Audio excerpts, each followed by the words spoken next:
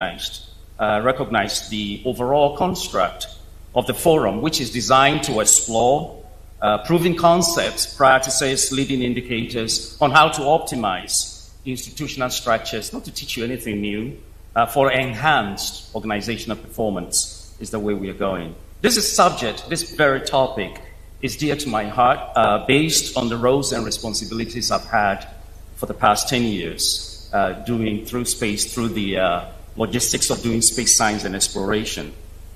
The thrust of the forum, from the way I was educated, I got a crash course on the forum, is consistent with the critical needs of organizations around the world, and in fact, countries around the world.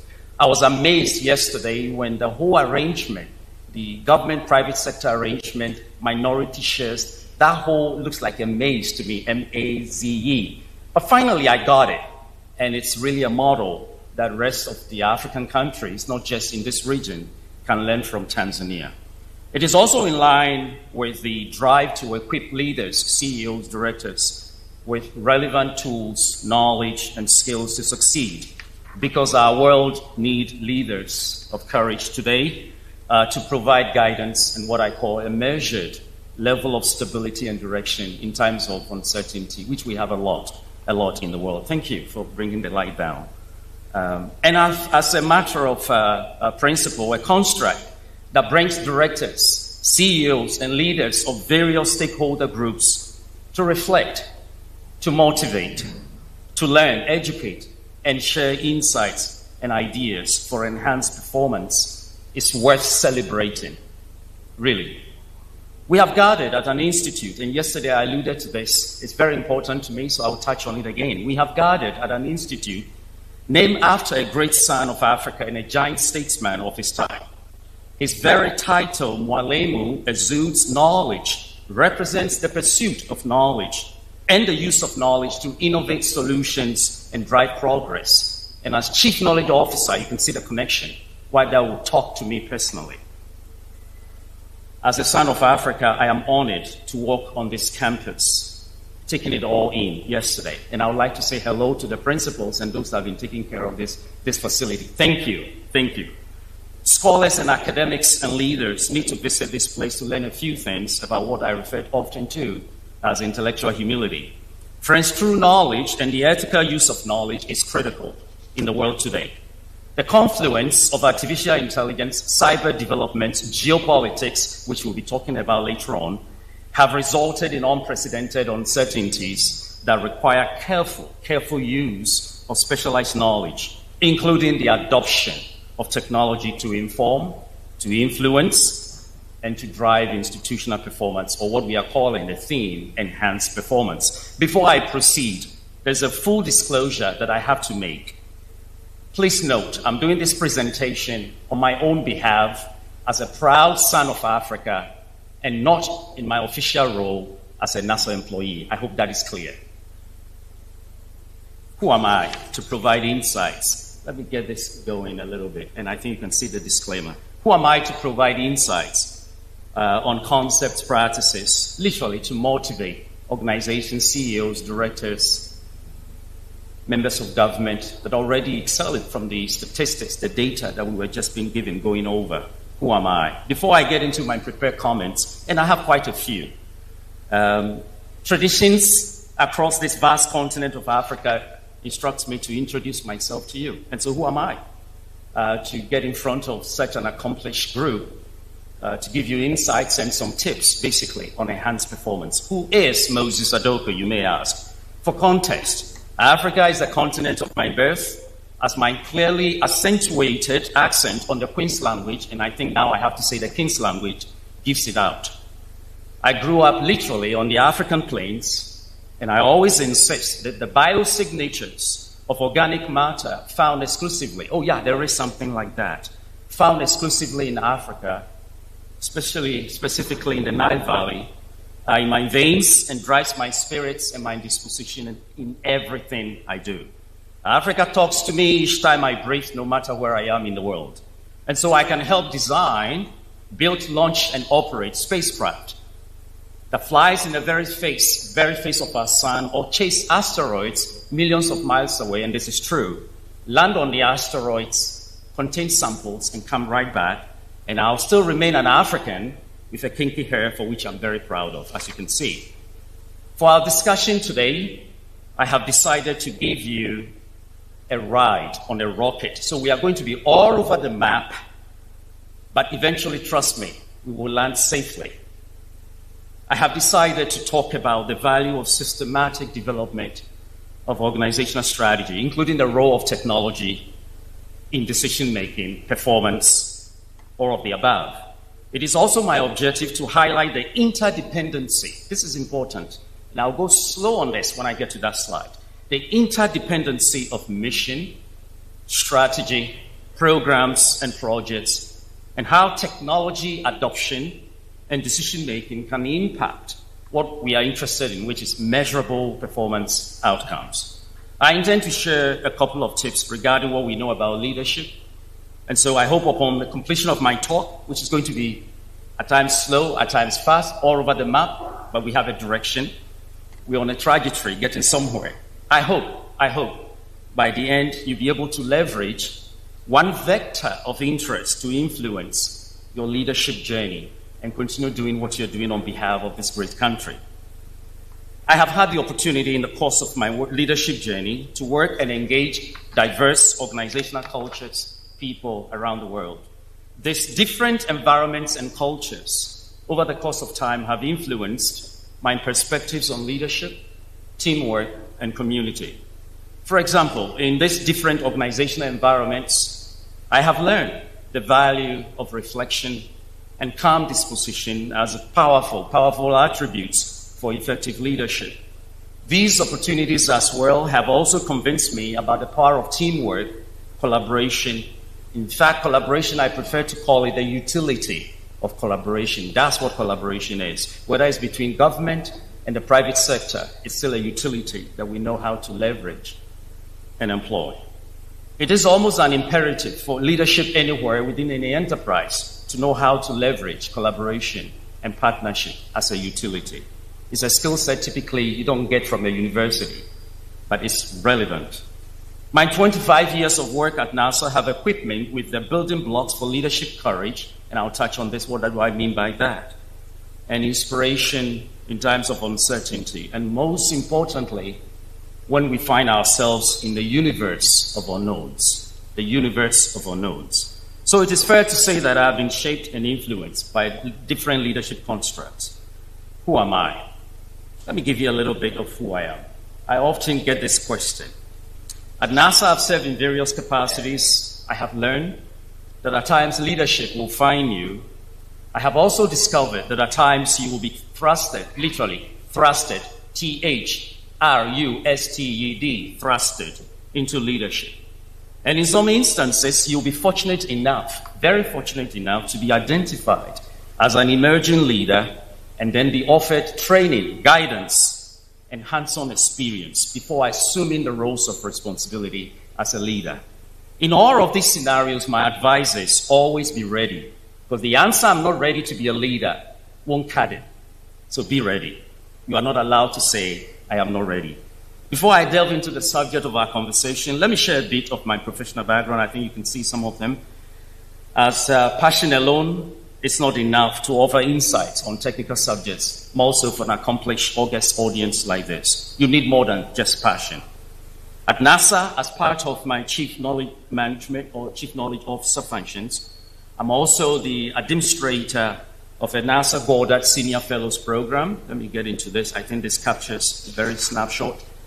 This program, Senior Fellows Program, in addition to my knowledge officer role, is a scientific and a technical advisory board that advises NASA Goddard leadership in areas of research, science, technology, complex systems, innovation, including activities that we consider, we often refer to as early stage research, with potentially radical but with high reward research outcomes. And those research outcomes could have very dramatic long-term impact on science, engineering, basically industry, and how we live. As already pointed out, I lecture at Columbia, George Washington University. I serve on a couple of boards, and so please forgive me if I get confused in the course of our talk, my talk, and shift into a lecturing or professorial mode, I just can't help it. It's muscle memory. So I'm not here to lecture you, but if you find me instead of engaging you, forgive me. It just comes naturally. Let's watch a short video that I put together, and I think this slide's out there. You can see some of the cool things. I like this slide, pointing this out. This is NASA a couple of years ago deciding to celebrate what I've helped to do, so they put me up there. I cannot do that. You can see the media, and it breaks my heart when I have to do this, but it's expected. In this case, they did this, putting it out there. They can do that, but I cannot do it. A few things. I just want to play this to set it kind of for us to get into some more.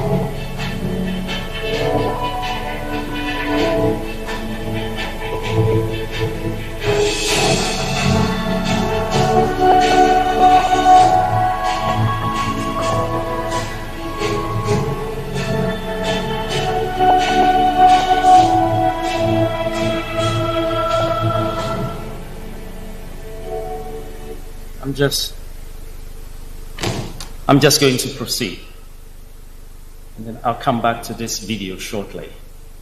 It is worth noting that the first science, I'm going to perhaps get some questions right away, but let me say this. It is worth noting that the first science and technology projects accomplished by humans were executed on the African continent. This land, Africa, is the birthplace of science and technology, though rudimentary, I must add quickly.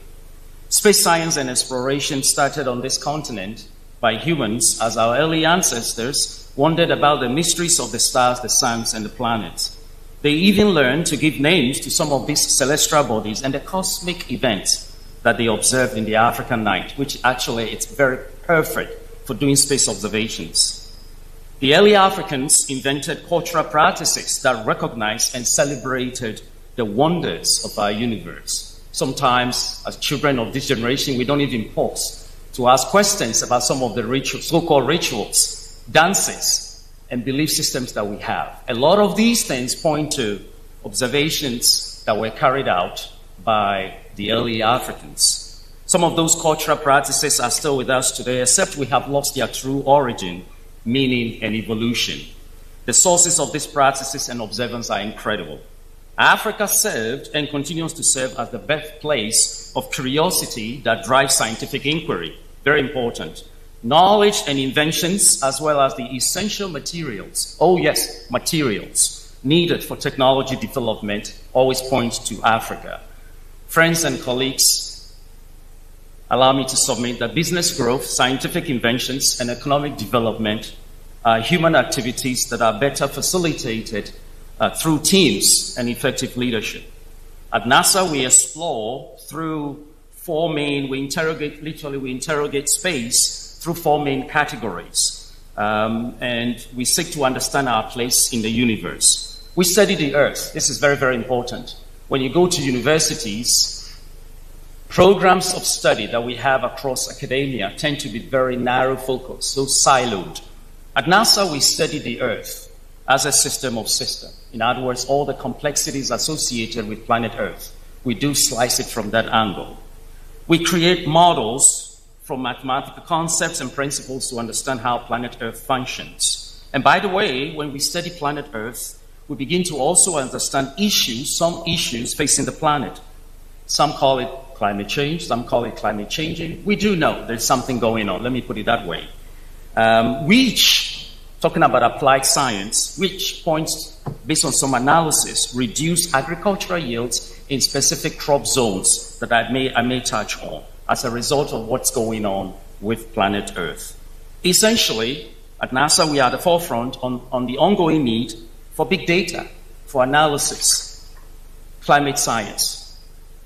In addition, we are involved in research and exploration activities that respond to questions like, what happened to planet Mars? For those of you that are interested in those basics. What is going on with our sun? And of course, the big question, are we alone? Please do not ask me about the aliens yet. Are we alone? We do get into all of that. And that brings me to this important subject, helium. Often when I speak at universities, they would ask, I'm interested in space science. What's your recommendation? And I always tell those students, this is very fertile. This is the study of our sun. And the science community devoted to studying the sun is a very small group. This is an emerging, but it's becoming increasingly critical domain of science. Why? There is this phenomenon that we are beginning to really get insights and understanding through data. That the sun, actually through some events, the sun has seasons, just as we have a El Nino, rainfall, dry season. The sun has seasons. Can you imagine? And we're beginning to understand that. When I talk to little kids, I tell them there's a rainfall season and there's a dry season on the sun. And the sun periodically, there's a cycle that it goes through, will push out this CME, coronal mass ejections, into space, creates this phenomenon that impacts utilities, satellites, power plants, oil and gas pipelines on the surface. This phenomenon is being captured as space weather. It's growing. Utilities are going to invest extensively in this. And so if you're an engineer asking, what should I do? If you're a scientist, you really want to contribute. I always touch on this. It's becoming big. It's nothing fancy being launched into space to become an astronaut. This is actually making a difference right here and contributing to the national economy. Places like, is it Tenasco, the energy in Tanzania? Okay. Believe me, they worry about some of these events. And we have data to back up how some countries in North America a few years ago got hit by some of these CME events that travel all the way to the surface of planet Earth. Space weather, through how we study this, is very, very important. I'm going to go very quickly through this. And something else that I wanted to put out there, I'm here through Friday. And so I have to really touch on a lot of subjects and then get to the real theme, strategy, enhanced performance. But in case someone has questions relating to it and I don't get to it, we will try to have maybe an evening session, if that's okay with the organizers, where I can respond individually to some questions that you may have. But for now, I want to really kind of zoom through this. What you're looking at here is really very, very relevant. For example, in 2022, a coronal mass ejection resulted in 38 commercial satellites being lost. Think about the investment. Think about the communications and assets and capabilities that were coming from those satellites. They were lost. They were lost because what happened? There was this CME, solar plasma, from a CME storm event, and of some sort of the sun. That's the way I explained to the little kids. It caused this denser gas of space, and those denser gases created what we call atmospheric drag on those satellites, causing them to deorbit automatically. And those owners of those commercial satellites were lost. What is the point? The point is, These things are very, very important. I've already talked about our place in the universe, trying to, through astronomy and powerful space-based telescopes, observatories, trying to answer the question, are we alone? And so maybe you're like, okay, tell us now. You're the Chief Knowledge Officer. So I'll hold that off until you ask me. Are we alone? Is there another planet that we can move to? These are all questions that we address. And we've seen things. We have a mission that actually calls Habitable Worlds that is really working this very hard.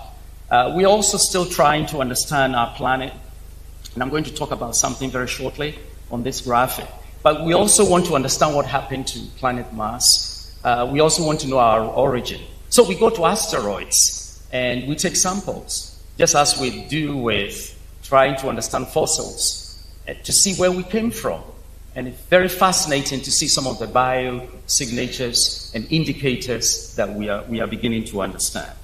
I want to touch on this here. There's something incredible. Watch this.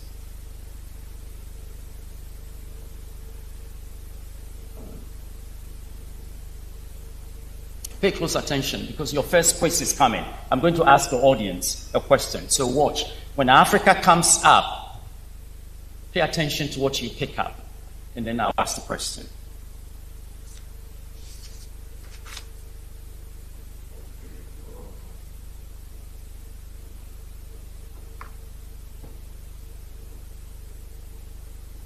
Africa is coming up. Is it? Yeah, I see Australia somewhere there.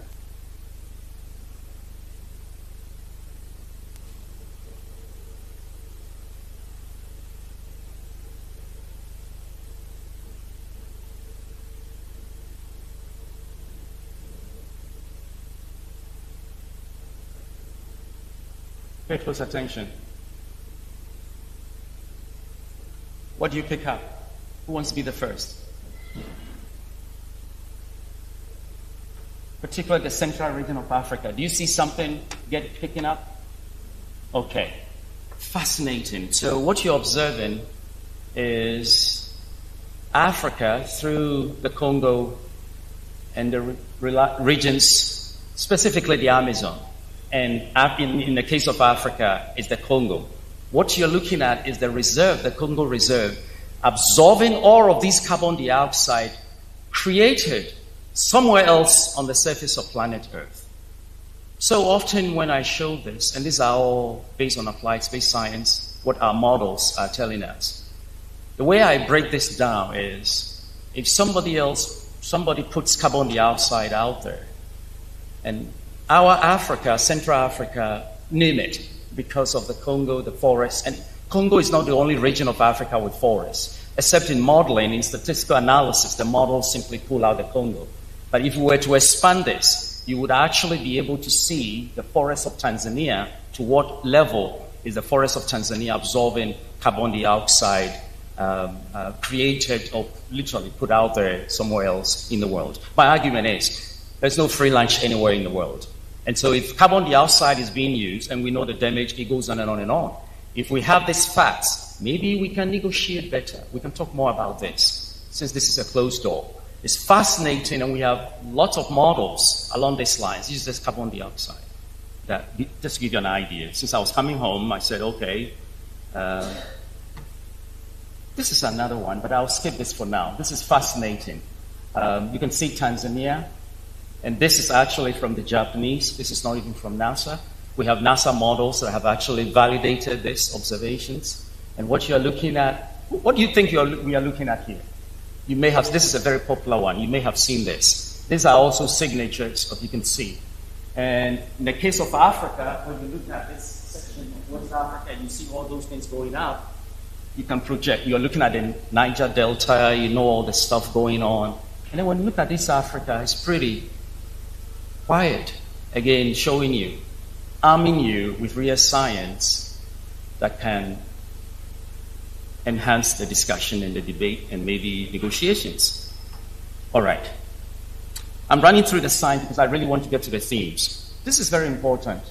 When I show this, map this, this is Lake Chad, fascinating history surrounding this lake. If you're a student of history, even if you read history books as a hobby, this lake is very historic for the whole of the African continent.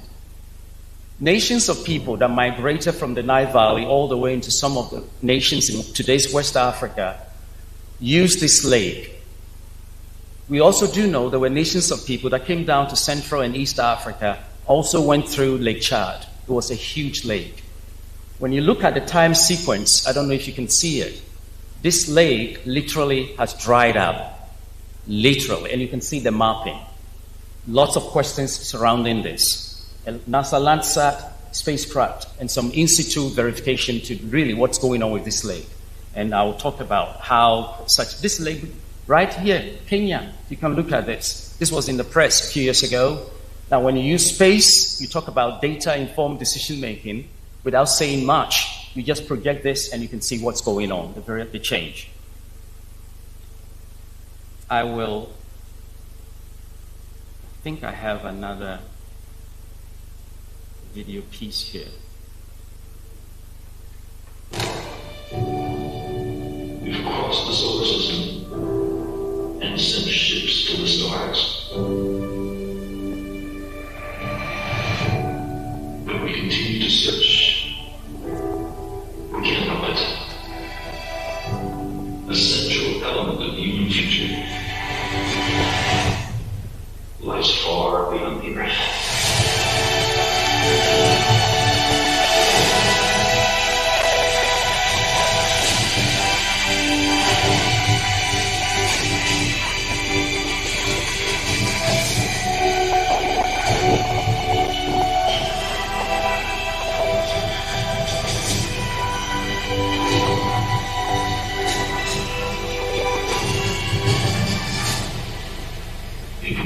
Some cosmic purpose. Then let us find ourselves a worthy goal.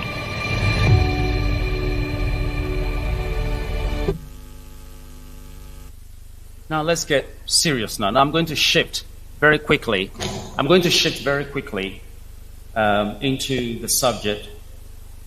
Let me begin by saying a successful leadership should be constructed, or a successful leadership framework should be constructed and sustained on a clear trajectory of mission, strategy, programs, projects, and performance outcomes. And by the way, responsive programs and projects with measurable outcomes do not occur in a vacuum.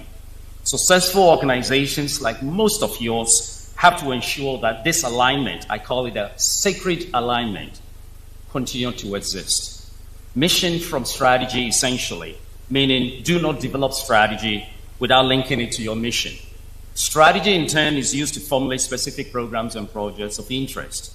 Most importantly, those projects that often we are excited about need to be based on established measurable values that can be mapped to the enterprise or to the stakeholders in this case. Let me take that again. The measurable goals of programs and projects that we often advance or formulated should be implemented, should be used to implement strategy, and they should be set on clear values for the sponsors. And when I use values, I'm talking about measurable values to the sponsors and the stakeholders. It is the responsibility of leadership, and I don't have to preach this, but I think you know this as a reminder, it is the responsibility of leadership to ensure that this critical alignment is respected and sustained. And so you have this graphic, I call it the alignment graphic, where you have vision flowing how to inform mission. Let me say a few words about vision. Sometimes we hear the language, shared vision, and the experts on leadership training often will skip through this very quickly. That word, that phrase, that expression, shared vision, it's very important. One leader, two leaders, board of directors can have a vision. But they need that work to translate, to have that vision becoming a shared vision. After all, you cannot do it alone. That weakness often exists. And when that weakness is not strengthened, it will flow down into where the vision is a one-man show, one-woman show, one-person show, one stakeholder group show. Let me take that again. We've seen this at NASA. So good leaders will spend time on how they get the vision becoming a shared vision, becoming a collective vision. It's most when you have a group of stakeholders. And there are techniques for doing this. It takes time, but when the vision becomes shared vision, you are in business. That then is used to formulate mission. Never develop a mission concept. And I know a lot about mission success. This is what I breathe. My primary responsibility at NASA is about mission success. Do not do missions in isolation because they are cool to do. Missions have to be informed by the vision, and rightly so. It's a very tight alignment with room, broad framework, set of working. So with room for contingencies. But vision has to inform mission. Of course, shared vision, we go back to that explanation, has to inform mission. Mission then gets flow into strategy. This is where I can spend 2 hours just talking about the importance of strategy. It is very, very important to measure, to know how to set up or formulate executable strategy. The ability to capture, measure, and quantify performance outcomes becomes feasible in an environment where programs are based on well-formulated strategies. Let me take that again. When you talk about measurable performance outcomes, enhanced performance outcomes, it begins with the strategy. And the strategy has to be an executable strategy with targets, clearly mapped targets. Those targets then get used to inform how those programs are themselves set up. And so then it becomes just an alignment and a mapping of some sort to establish the criteria for measuring those programs, the outcomes that we are all interested in. Very clear about vision possesses the ability to translate vision into shared vision. Very, very important. No, don't forget that. Let me make a few suggestions about what we know regarding strategy. Programs and projects implemented without clear alignment to strategy are often targets to be questioned, scrutinized, or even eliminated outright, and rightly so. And that reminds me of an institution I once consulted with that had some of its departments investing in portfolios and instruments that had no prior established kind of an alignment to the institutional strategy. Eventually, the board and the leadership struggled to map those investments to the overall institutional strategy. It was a futile exercise. They couldn't just not do it. And so strategy is important. For those that take their action downstream from strategy, be careful. Your programs are directly informed by strategy. It takes time, expertise, and a multidisciplinary input. Very step-by-step systematic approach to get strategy right. Professional colleagues, stakeholder groups, respect for stakeholder inputs, concerns, irrespective of the size of their shares, is one of the key elements to successful strategy. What did I say? Let me take this again. Irrespective of one group's, the size of their share in a stakeholder group, their inputs are still critical into the formulation of a successful strategy. There should be no ambiguity regarding the expectations and objectives of a project. Projects must and should be based on measurable values to its sponsors and organizations. Very, very important. The key to establishing value and then quantifying the value to indicate when and how those values can be demonstrated to have been achieved is very, very important. And so it goes around.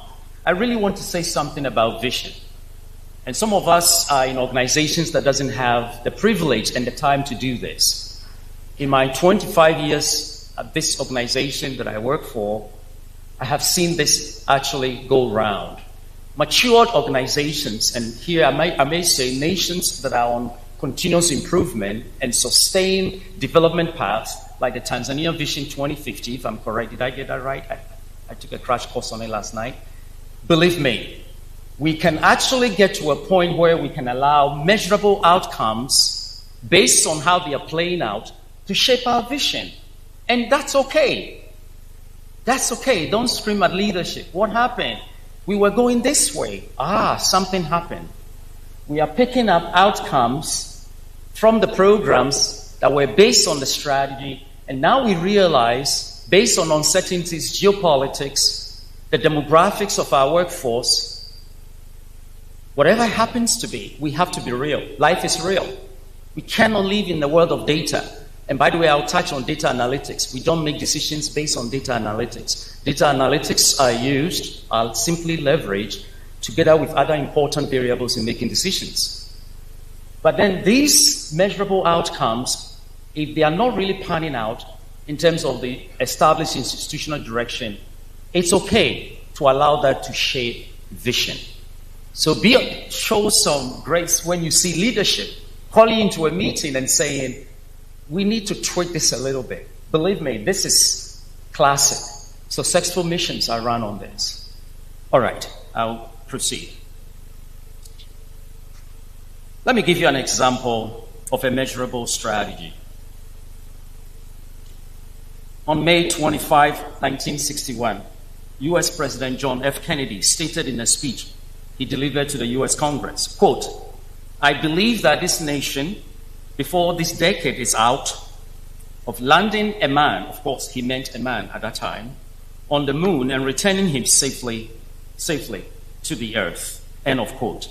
This is a classic cited often to illustrate the concept of measurable strategy or a goal statement.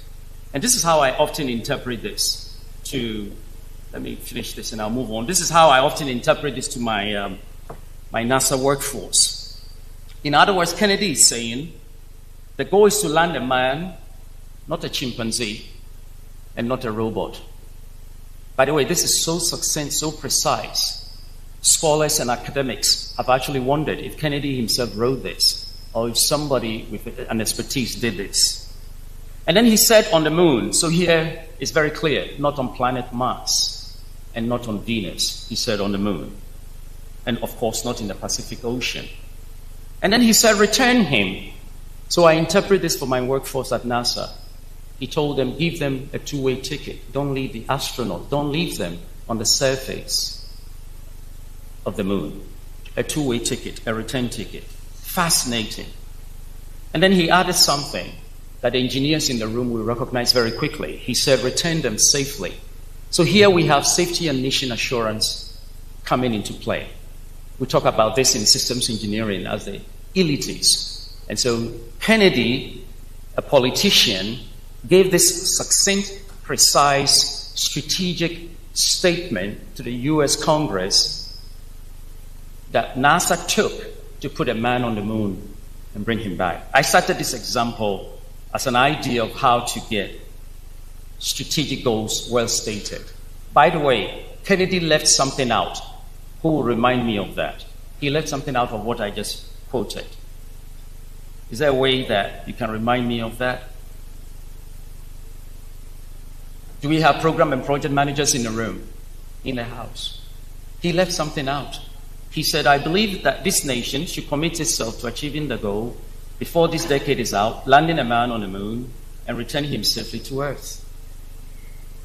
He ignores something very important. What is that? We talk about it as the triple constraint. So you have scope, schedule. What is the third one? Cost.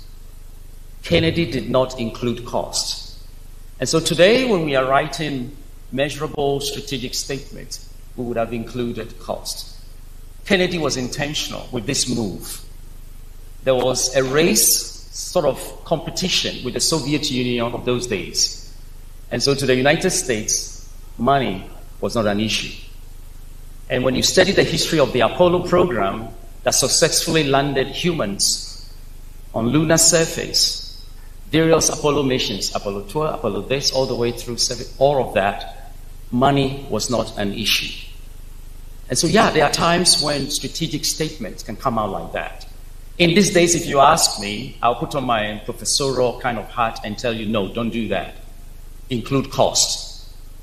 Include cost. All right.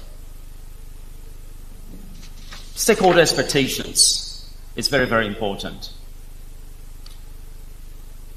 Let us take a closer look at how organizational strategy should drive performance. improvement through the use of appropriate and relevant technology in support, some may say in support of decision-making.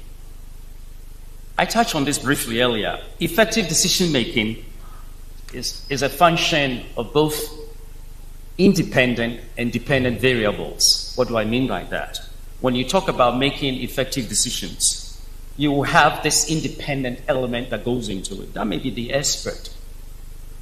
The dependent variables include uncertainties, rightly so, market forces, market dynamics, geopolitics, the unknown, a lot. And so when you're making effective decisions, you really don't have all the data. You don't have the information you need. You don't have all your VIC spell out, yet you are required as CEO, as board members, as head of the board, as a minister to make the hard call.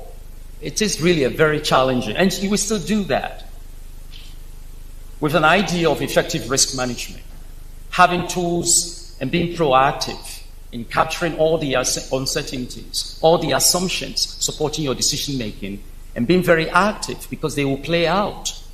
You have imperfect data. There's nothing like perfect data.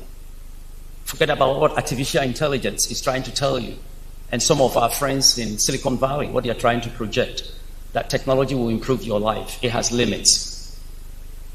If there was time, I'll really get into more specific. Technology in the decision-making process is simply intended to help with the analysis of relevant and what I call curated data and information, not knowledge. Underline that. Knowledge is not information. Knowledge is not data. Knowledge is what you need to make effective decisions. Data analytics, analyzing data gives you insights, trends, right? And then you have other very important set of variables. And I always caution my staff, don't be so quick pointing fingers at leadership. There are a lot of these variables that often come in through where they sit, and you will not see it. And so you'll be whining and complaining. We agree on this, what the data is telling us. Yet the director, the CEO went off and made the decision this way. Sometimes the variables that they had outweighed the data analytics. It's not always about data. I'm coming from a technical organization and I have to say this. It's not always about the data.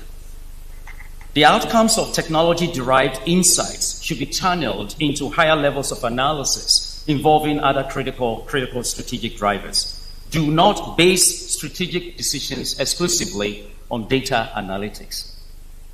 I have nothing against data analytics. I just want you to use them the right way. I do take this question a lot from leaders, from practitioners, from researchers, from students. These days, data analytics is everything, and you will see very important decisions being made simply based on data. And then I'll say, not so fast. The role of data, I actually prefer to put it this way, the role of data. Data informed. The data is simply informing the decision making. The data has to inform, the data has to influence the direction we are going. But other critical factors have to be considered. This is the inside scoop for leadership. Don't blame leaders. I've already touched on this. Don't blame leaders. You'll be surprised. You will make the same call if you were presented with the same set of independent and dependent variables for your decision-making process. And so before you are quick pointing fingers at leaders and saying why they didn't depend exclusively on the data and how you guided them, and now on the fly they have changed. Decisions should not be based exclusively on data analytics or technology-derived insights. Let me transition to technology adoption. Any technology or technologies of interest should be carefully studied before acquisition and subsequent adoption.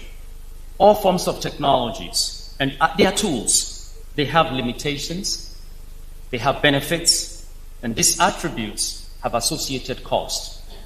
Don't take it for granted. Don't just listen to that message. Oh yeah, technology will solve all problems. Yeah, good luck. At times, maintaining technology that has been integrated into operations can be very expensive. Most importantly, technology should be considered before its acquisition and adoption within the broader range of various solution sets. Do you actually need that technology? Technology alone will not drive successful decision-making, period, or enhance performance. It is one input into that tool set, that function for enhanced performance. What is critical is actually your ability to optimize various sets of tools, including the technology, various mechanisms, expertise, and effective risk management to increase the likelihood of your decisions coming through on the positive side and enhancing performance. The emphasis is on optimization, just as we do in engineering. If I have more time, I'll touch on this. For human systems, how do we go about making optimized decisions to ensure resilience? I'll fly through this for now. The technology of choice should be based on key strategic areas necessary for success. I'm going very slow on the technology adoption piece. In other words, institutional strategy is what should actually drive technology selection. I've seen areas where the technology is selected and then strategy is being forced to dance to it. Who can identify with that? That's backwards. That's backwards. I love technology, as you can see. I've been playing with it. I can play with it 24/7. But believe me, I also know what technology can do and what technology cannot do. I also do know when you're talking about lives, development, people, sustainability, longevity, decision-making, complex human arrangements, institutions, you have so much that should make it into the mix before you make that decision. It is your ability to optimize. In other words, the institutional strategy should drive the technology selection, or the technology of interest, as I prefer to put it. The technology of interest because you have other options. Do not just say yes to the first vendor that walked through your door, or who is a colleague of yours from Harvard University. Don't just say yes to it. You have options. And by the way, technology must have flexibility built into it. Why? Because when we are talking about strategy, it's a broad framework, and uncertainties will happen. I mentioned the universe of unknowns. When you are in leadership, believe me, you know this. There's so many things that will be thrown at you. And so the technology has to have that flexibility. I've seen pieces of technology applications where it's so rigid, you can't even get it to do something slightly different than what you want to do. At that point, the technology is getting in the way. It's not actually enabling performance. It's actually getting in the way. Every strategy has unknowns and uncertainties. That's standard. And so as stakeholders, you need to factor in the flexibility quotient into the decision-making mix regarding technology of choice or the technology of interest. I would like to highlight a few proven effective principles on leadership. And I'm getting signs. I think I'll be wrapping this up very quickly. Leadership is about your ability to provide what is needed to guide a team. I take out all the fluff that you get from the Harvard Business Leadership Schools and all the various think tanks on leadership. The way I see leadership is being able to provide guidance to a team, a project, an enterprise, a nation to succeed. And then here comes the punchline, to navigate uncertainty. So when you have a leader who got thrusted onto the scene of leadership and was able to manage an enterprise, a nation, through uncertainty, my goodness, that's successful leadership. That's successful leadership. And you do not want to downplay that. We've got missions, to give you a clear example. We've had missions that get in trouble. And the existing leader, project leader, cannot get that mission out of that challenge. Or something happens to that leader and somebody else who had nothing to do at all about that leadership role gets in and takes the mission to a successful end. That's leadership that needs to be celebrated. So for me, leadership, one's ability to guide a team, lead a team, influence a team, to navigate uncertainty. That's leadership.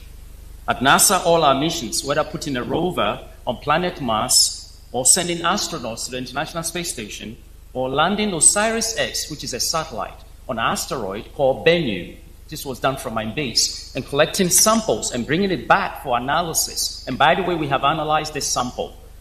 Whether we do all of this, these missions are led by women and men. Oh yes, emphasis, by women and men of service and dedication, except we call them leaders. So I have learned a few things about effective leadership. In other words, leadership that leads to mission success. Leadership for various groups of people, missions. Sometimes you have a group of people with conflicting interests or conflicting set of requirements. I've also learned a few things about leadership for projects dispersed around the world. And by the way, it's not easy to lead very intelligent, brilliant, hard-working, passionate men and women. It's not easy. So I've learned a few things. On the broader subject of leadership, I will submit that the narrow band definition of leadership, often dominated by Western schools of thought, should be balanced by what we know and practice in other regions of the world, including right here in Tanzania. Did you catch that? You can find effective leaders in government. You can find effective leaders in our villages. You can find effective leaders on boards in private industry. You can find them everywhere. So Africa is not in a crisis, leadership crisis, as often we tend to hear. We have tools, you have tools and knowledge to innovate new leadership construct for progress for your respective disciplines, I'll put out there. On this note, I would like to submit that Africans and Tanzanians in particular have to institutionalize, and this is great to say this because we are in this edifice, we have to institutionalize sound leadership principles of our leaders. Very, very important. As I travel across African capitals, I don't see this going on. It's not that expensive to do. And we have great leaders working among our mates. And nobody's harvesting their approach to even teach the up and coming. It's very, very important we don't lose their idea, their inspiration.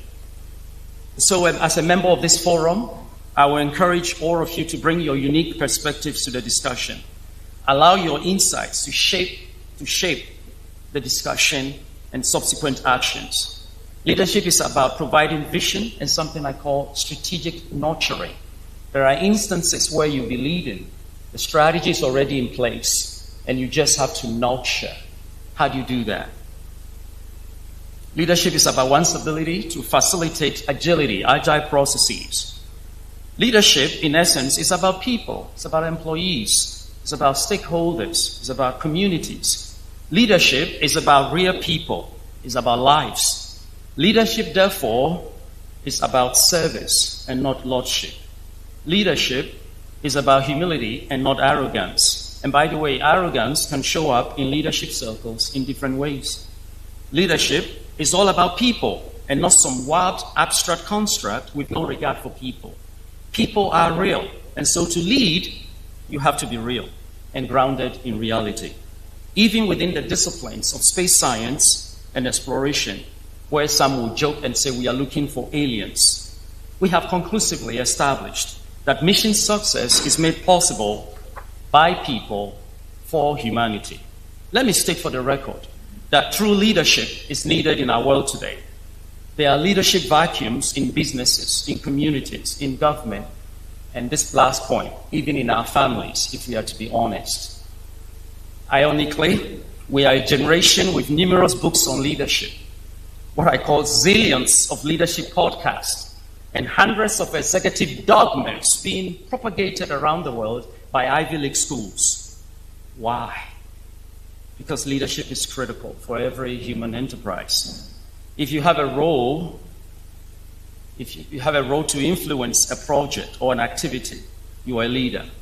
Leadership is critical, whether in a stressful situation such as making the decision to launch $1 billion spacecraft with humans on a rocket, or whether deciding to roll out a new product in an African village, it is still leadership.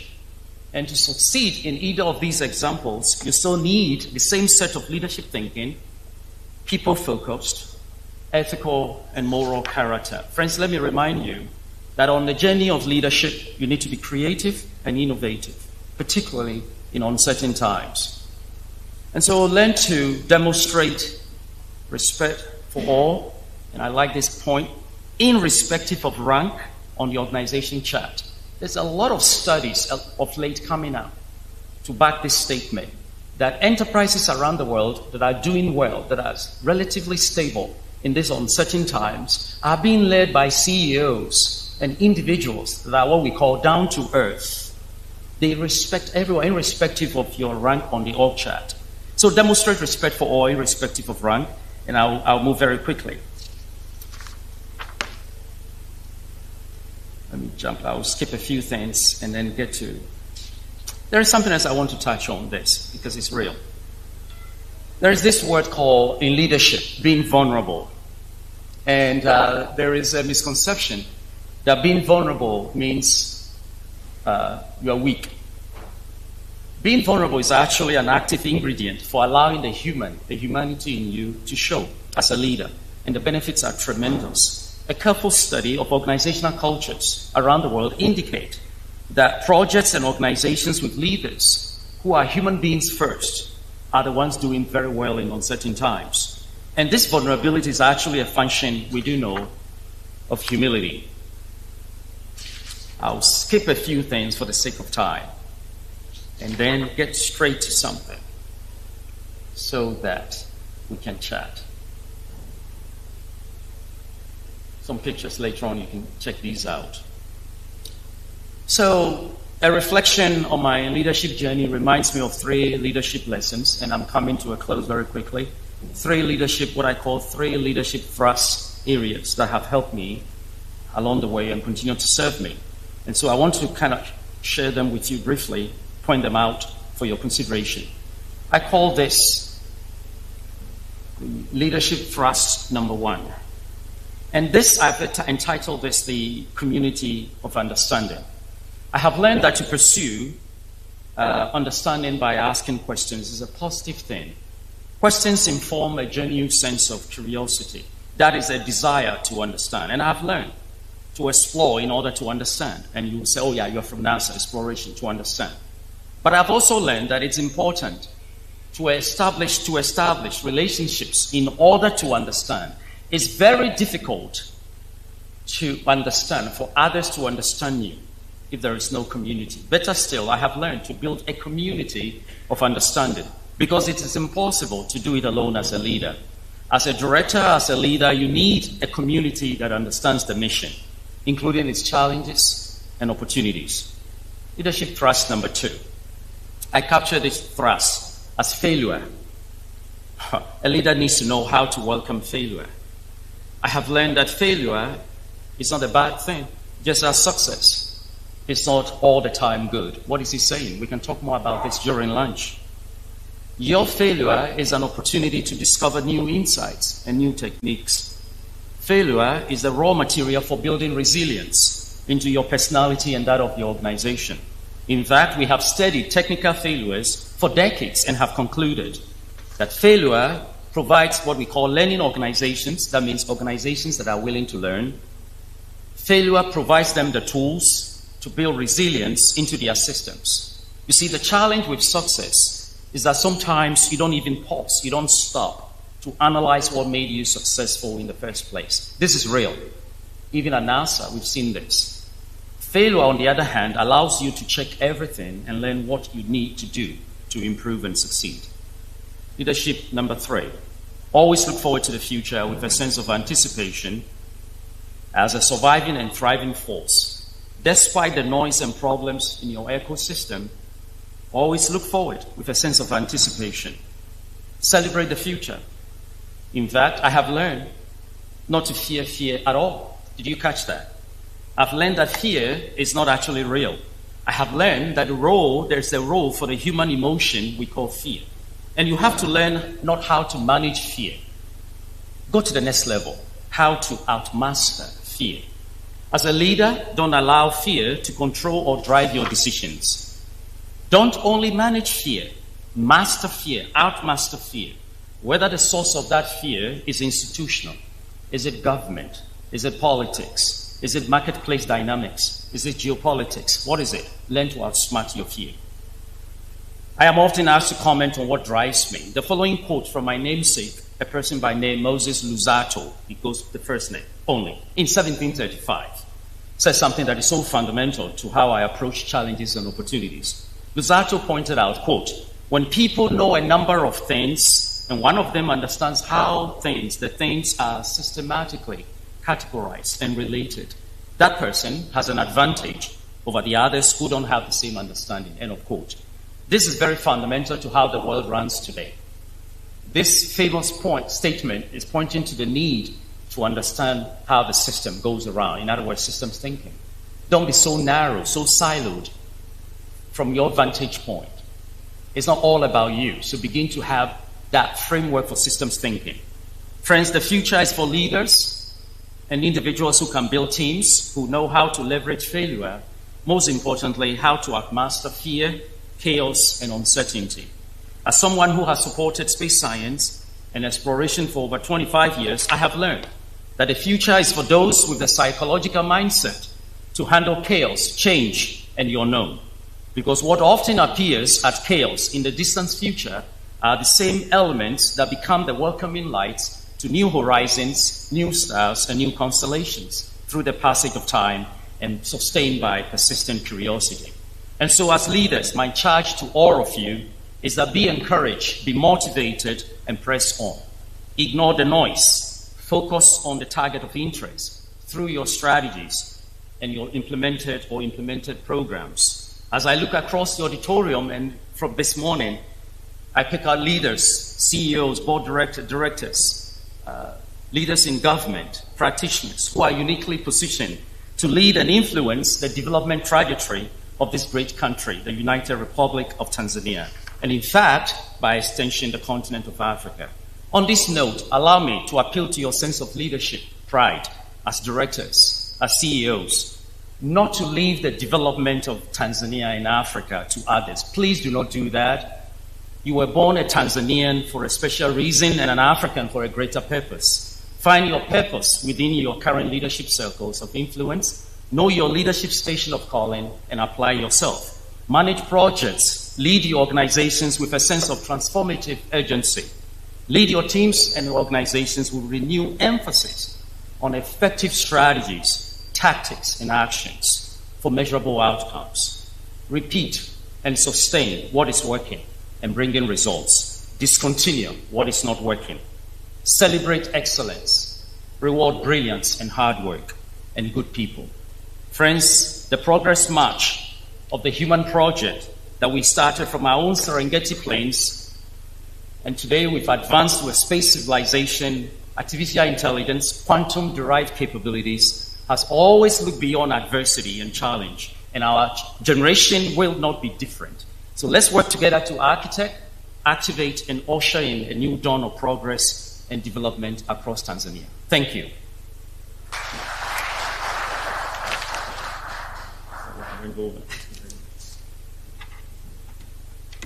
Ladies and gentlemen, let's have another round of applause for Dr. Adoko. Thank you very much. We really appreciate the thrusts of leadership that you have given to us, but also reminding us the vast amount of talent we have in our continent, but also in our country, encourage us on how to harness them, but we also enjoyed the cosmic visuals which you also presented as part of your presentation.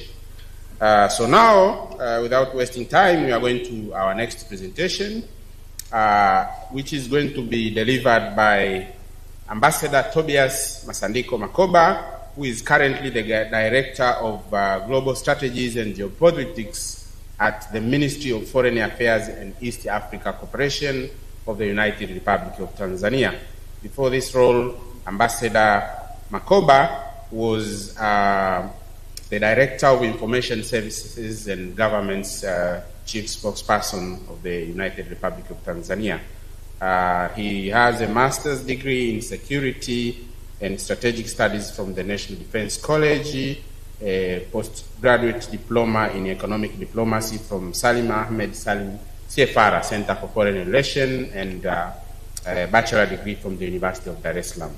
So, as we see in the program, He's going to take us through the journey of trying to solve a puzzle titled Minority Interest, the overarching geopolitics, a catalyst or an inhibitor.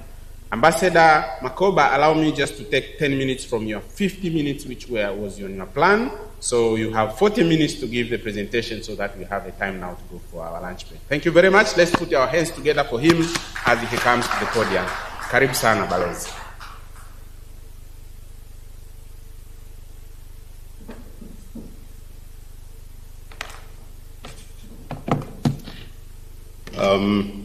Good afternoon. So please, we may be seated.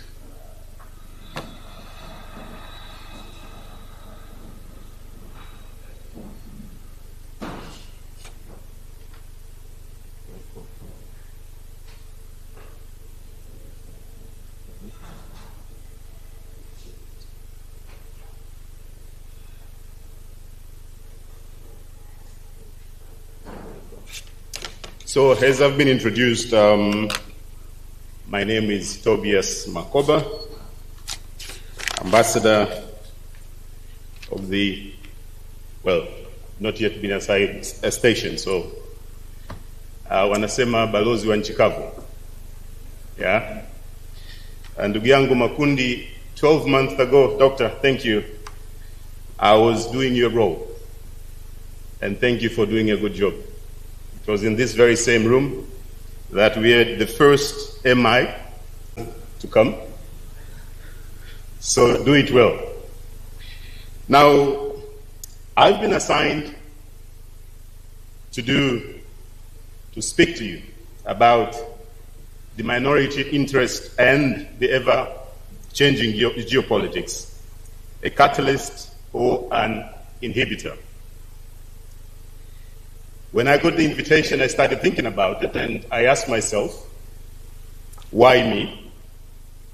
And I came to realize that maybe it's time that together as businesses and government, we sit together, try to understand the changes that are happening in the world collectively, and how do they impact in one way or the other our businesses as well as our economies. Now, Doctor, you said it in your presentation that we must have implementable strategies, talking about shared vision. We call ourselves minority, that within these businesses, that we have vested interest. Do we share that vision in implementing those strategies? And I felt perhaps it was important that we sit together, we open up to each other about the geopolitics, and then agree how best we can do the business and share the outcome that we all desire. Professor Kitila spoke about it, and I wish to refer to one or two before I go in. Is it going global? Is it that easy, going global? What does it take?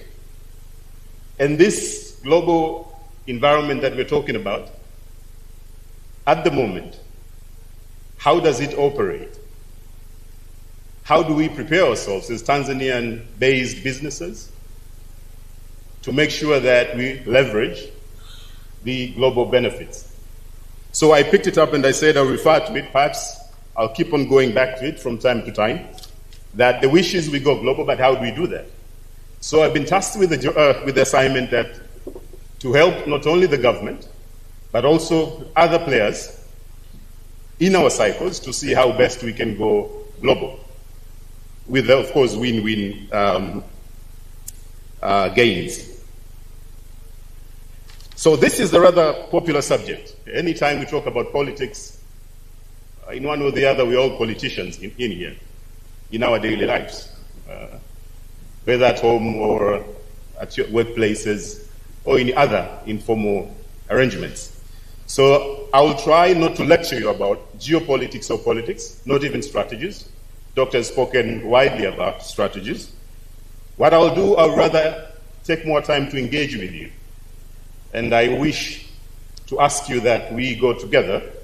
And Doctor, if we can, you can kindly have microphones ready so that, considering it's almost lunchtime, I will try to make it as engageful as possible.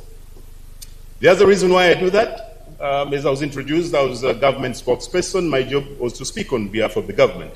But now my assignment is no longer to speak, but rather to ask questions.